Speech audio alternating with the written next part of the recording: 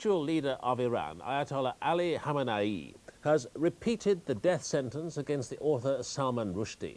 The Foreign Office has deplored it. The Prime Minister and opposition leaders have condemned it. Mrs. Thatcher said, "It is much to be regretted that threats of this nature are made." But British Muslim leaders have expressed conflicting views. One said they would abide by the British law. Another declared that the renewal of the death sentence was entirely welcomed.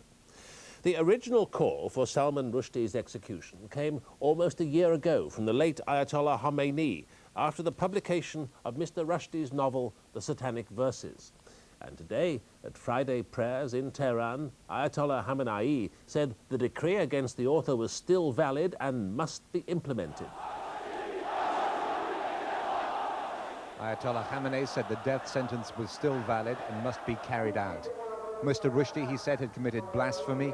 He would have to be executed.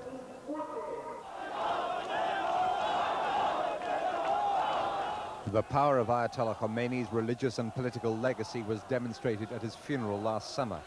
Faced by that and with the demands of Iran's unbending senior clerics, the country's new leadership has to show it remains loyal to his memory.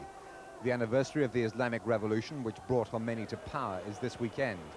It's no coincidence that his successor as spiritual leader chose today to remind his people of the legacy Khomeini left Mr. Rushdie. Iran's leading pragmatist, President Rafsanjani, has also had to demonstrate publicly his Islamic credentials. When he was inaugurated last year, there was some speculation he might discreetly persuade Iran's religious leadership to drop the Rushdie affair in the interests of better economic relations with Britain and the United States.